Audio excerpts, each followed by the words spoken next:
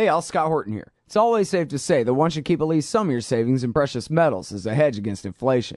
And if this economy ever does heat back up and the banks start expanding credit, rising prices could make metals a very profitable bet. Since 1977, Robertson Roberts Brokerage Inc. has been helping people buy and sell gold, silver, platinum, and palladium, and they do it well. They're fast, reliable, and trusted for more than 35 years. And they take Bitcoin. Call Robertson Roberts at 1-800-874-9760 or stop by rrbi.co.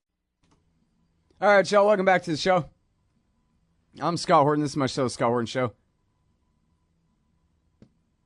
All right, man, I got a lot of news to cover. I've just been moralizing and going on. Well, you know how I am. I'm sorry. I'm going to get back to covering a lot of the news here in a minute, but I got to take a break to interview Jason Ditz from news.antiwar.com about this very important story. It's not specifically, well, it's sort of along the lines of Iraq news, I guess, but it's not specifically tied up with any of our three major conflicts we're covering right now. But it's the top headline on antiwar.com. Obama seeks to dramatically broaden U.S. war on terror. Ending AUMF aims to push a new, vaguer version. Welcome back to the show, Jason. How are you doing? I'm doing good, Scott. How are you? I'm doing real good. Appreciate you joining us today. So, yeah, it's a strange thing. I hadn't talked with you about this, but I'm sure we both talked with Eric Garris about this, and that is how such huge numbers of members of the House of Representatives, including very many Democrats, voted for this thing to limit Obama's authority to go to war in Iraq late last week, which was, pretty interesting that they would do that, and, pretty great on its face, I think.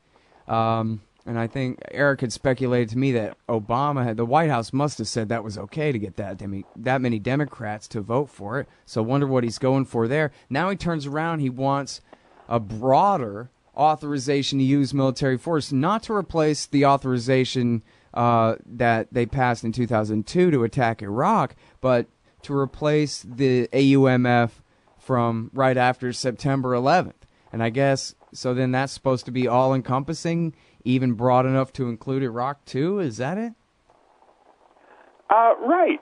I mean, the problem from the Obama perspective with the 2001 AUMF, the 9/11 one, is that it mentions 9/11 and it authorizes them to go after people that were involved in 9/11, which at this point is 13 years ago.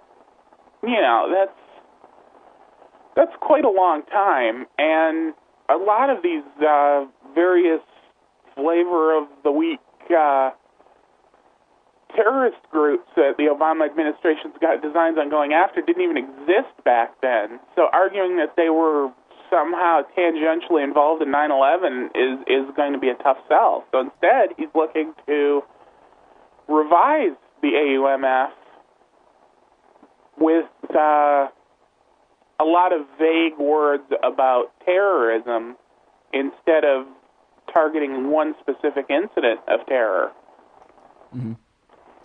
So, well, it's interesting that they think they even need to bother, really. But I guess so. Now that Bush and Obama's policies all this time have changed Al Qaeda from a group of a couple of hundred guys into a movement of a few thousand around the world. They want basically authorization to kill any Sunni male with a rifle anywhere in the world, and any kids and anybody else who happens to be nearby him. Is that basically what they're doing here? That's basically what they're doing, and I'm sure it's going to go broader than just Sunnis. It'll eventually cover, I'm sure, terrorists of any stripe or anything that they can even conceivably get the terrorist label to stick to, whether it's rebels in random other countries that have nothing to do with Al-Qaeda, or just whatever wars they might want to start. They want to have this AUMF basically cover anything. Right. Which, again, is funny because why bother? They didn't have authorization to do Libya. They just kept right on anyway. Yeah, that is kind of the one curious thing about this, is that the administration has constantly insisted and continues to insist that they don't really need congressional authorization to go to war. And, in the case of Libya, they complied with the part of the law that requires them to inform Congress when they send troops overseas, but they didn't comply with the part where they have to get congressional authorization within so many days after it happens. Right. They basically just argued, well, it's done now, we're in it, and... Yeah, well, and in fact, they had their little controversy where some of the Congress, they tried to pass a thing to repeal it, they couldn't pass that. Then, I think, if I remember it right, they were going to try to pass an authorization, but they didn't have the votes. So instead, they just went to recess. This is like, June, July 2011. And then when they came back, they said, oh, debt ceiling. And no one ever heard of Libya ever again until, we saw he died, ha, ha, ha. Right. And the administration used a lot of flimsy arguments on the Libya thing. First, they tried to argue that because most of what the U.S. was doing in Libya was refueling other NATO members' planes, that doesn't technically count as being involved in the war. Then there was also, it's a NATO operation, and because the U.S. is a member of NATO, they're obliged to get involved, even though there were other NATO members that weren't involved. So under this new authority, you think they could attack, say resistance fighters in eastern Ukraine even? Something that has no conceivable connection to bin Ladenites in any case? Oh, absolutely. I think wording it that broadly is the ultimate goal here, because, of course, the Ukrainian government has been calling eastern Ukraine terrorists and calling their attacks on eastern Ukrainian cities an anti-terror operation for a month now, and I think the U.S. would very much like to get that model in place to use themselves. Yeah, man, this is really amazing. The only article, I guess, let me see what you're linking to here in yours. I saw, you got the Free Beacon. I saw something at Politico. Yeah, you got the link to the Politico, too. I didn't see any other coverage of this, but this is the hugest thing in the whole world. I mean, this is what Bush wouldn't dare have said to Congress, even right after 9/11, that, in fact, I guess he did try to do this, and Daschle and Gephardt made him take this stuff out, where the AUMF would be broad enough to go ahead and attack any country that they wanted. You want to go to Iraq, you got to come back to us, they said. And that was, after Bush had all the political capital and a 90% approval rating from the biggest failure of any American president in all of our history. And so if he didn't have the capital to get away with it then, think of how far we've come, where it's not even really big news except at antiwar.com and kind of right-wing, kind of fringe even right-wing, free republic-ish type places where they would criticize Obama's executive power rather than just celebrating it like you'd get at the National Review, All right. I think people are very much used to the idea now that the president is the commander-in-chief and therefore can just start wars whenever he wants to. I think the administration's been very successful in selling that idea. Yeah. I don't know. Well, we talked about this before about, to what degree the average American thinks of this current era as peacetime. If not around the world, at least here, we're not involved in any of this stuff. All that was the Bush years. That's all over. They don't even realize how up to our eyeballs, quote unquote, we are in this stuff going on right now, all around the world. So let's talk more about Ukraine. As you said, they've been labeling all the fighters in eastern Ukraine. Oh, and hell, the music's going to start playing here in a minute, Jason. When we get back, everybody, with the great Jason Ditz from antiwar.com, news.antiwar.com. I'm going to ask him all about what the hell is going on in Ukraine.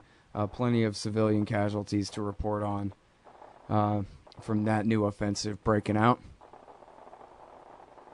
And, something tells me all this distraction with Gaza and Iraq, we're really ignoring the most important thing, which is America's border dispute with Russia right now. We'll be right back.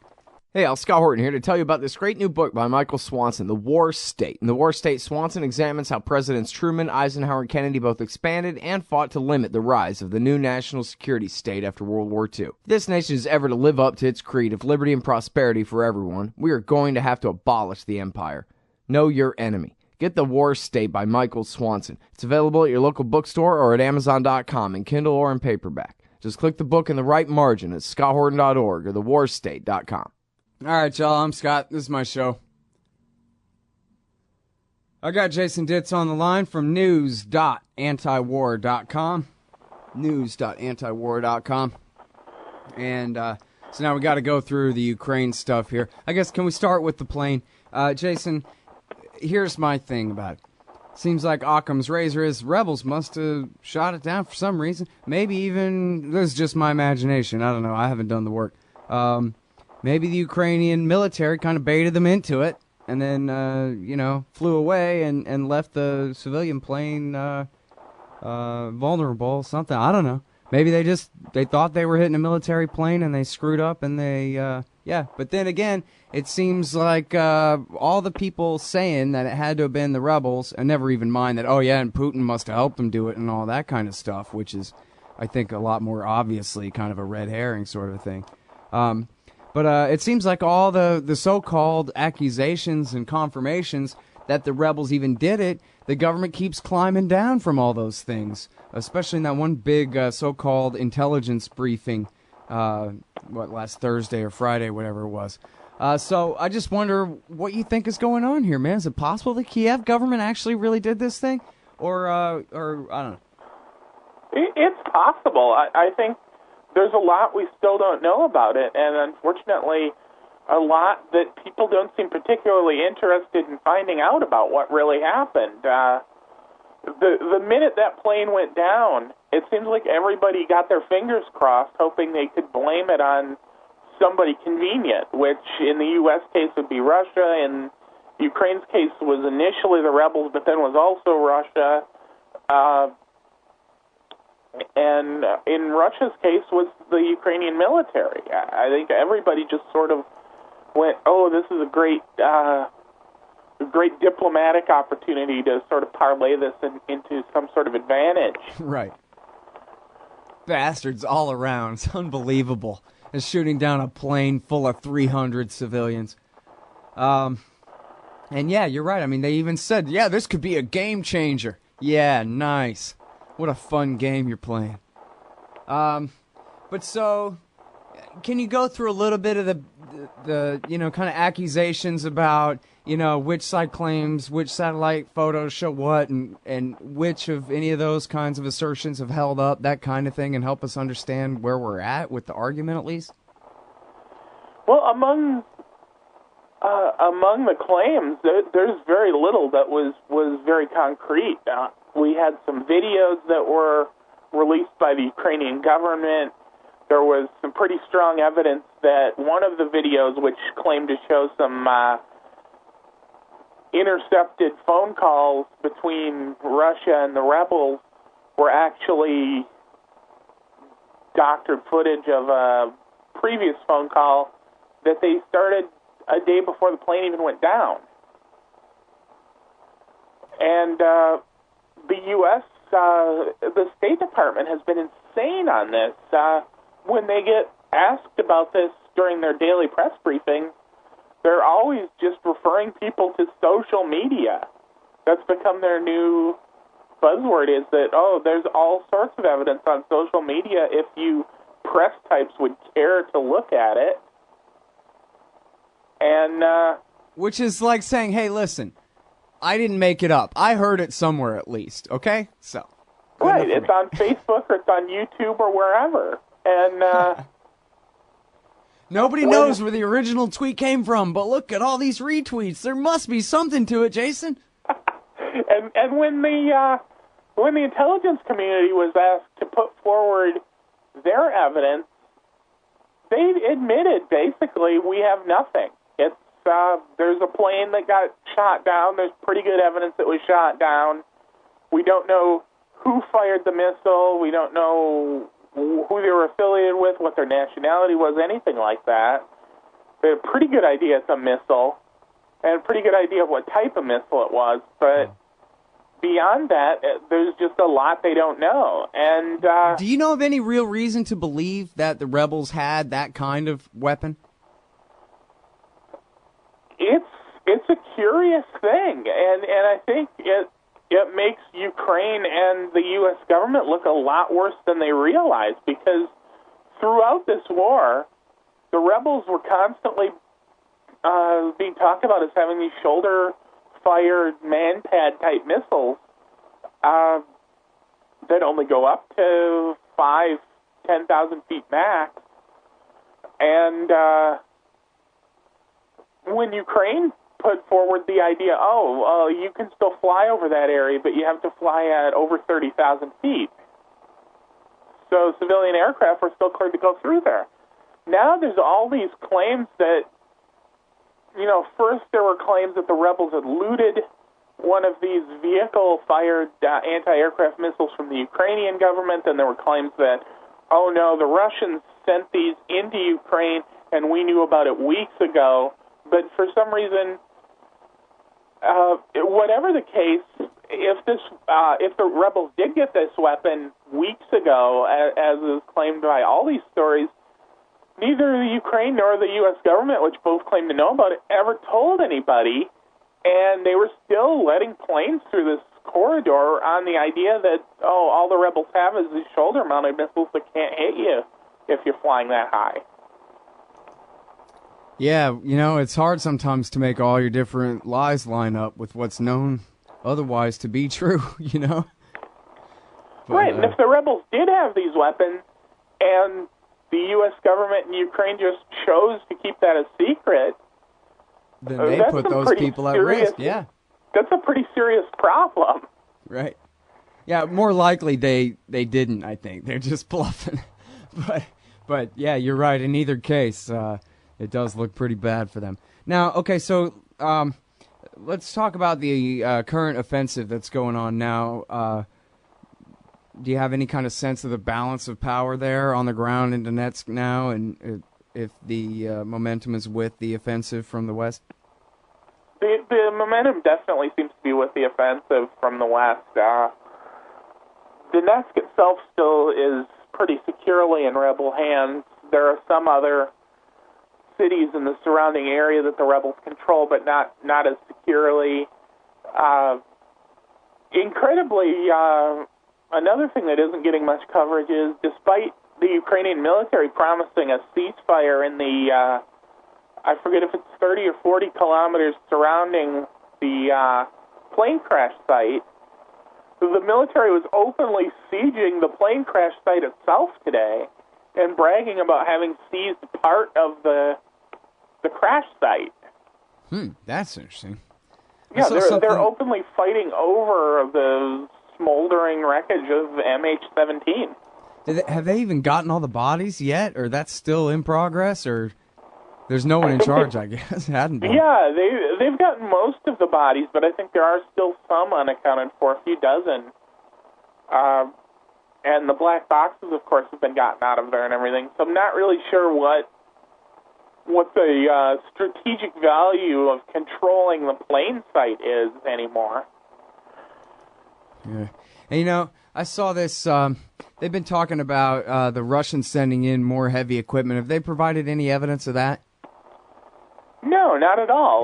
It sounded to me, I got to tell you, just the way that they put it, it sounded like they were trying to fill in the gap in their missile story by just sort of saying, yes, the Russians are sending more weapons into the rebels kind of thing, implying, like those missiles last week, but without exactly trying to say that. Well, and the State Department, once again, was at the forefront of this allegation, although the Pentagon also sort of piled on. And it led to a pretty funny exchange at the State Department briefing, because spokeswoman Mary Harf presented this, said she wasn't going to give any evidence for it, and when she was pressed on how you could believe it when there was no evidence, she got really huffy with the reporters and asked if they just wanted her to not tell them important information if she couldn't back it up with evidence.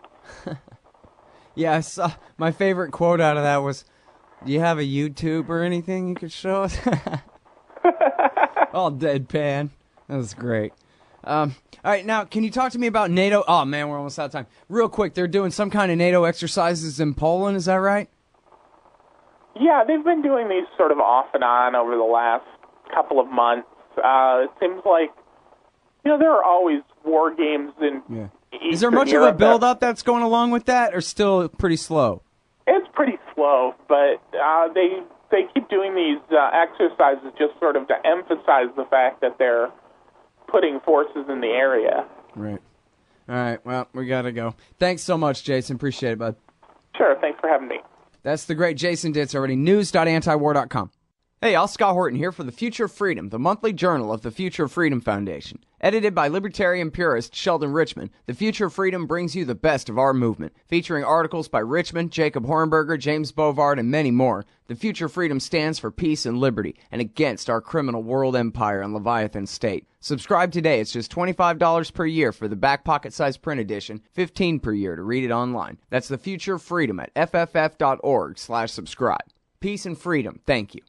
Hey, Al Scott here. If you're like me, you need coffee. Lots of it. And you probably prefer it tastes good, too. Well, let me tell you about Darren's Coffee Company at darrenscoffee.com. Darren Marion is a natural entrepreneur who decided to leave his corporate job and strike out on his own, making great coffee. And Darren's Coffee is now delivering right to your door. Darren gets his beans direct from farmers around the world. All specialty, premium grade with no filler. Hey, the man just wants everyone to have a chance to taste this great coffee. Darren's Coffee. Order now at darrenscoffee.com. Use promo code SCOTT and save $2. darrenscoffee.com. You hate government? One of them libertarian types? Or maybe you just can't stand the president, gun grabbers, or warmongers. Me too. That's why I invented LibertyStickers.com. Well, Rick owns it now, and I didn't make up all of them, but still, if you're driving around and want to tell everyone else how wrong their politics are, there's only one place to go. LibertyStickers.com has got your bumper covered. Left, right, libertarian, empire, police, state, founders, quotes, central banking. Yes, bumper stickers about central banking. Lots of them. And, well, everything that matters. LibertyStickers.com. Everyone else's stickers suck. Oh, John Kerry's Mideast peace talks have gone nowhere. Hey, Al Scott Horton here for the Council for the National Interest at councilforthenationalinterest.org. U.S. military and financial support for Israel's permanent occupations of the West Bank and Gaza Strip is immoral, and it threatens national security by helping generate terrorist attacks against our country. And face it, it's bad for Israel, too. Without our unlimited support, they would have much more incentive to reach a lasting peace with their neighbors. It's past time for us to make our government stop making matters worse. Help support CNI at councilforthenationalinterest.org.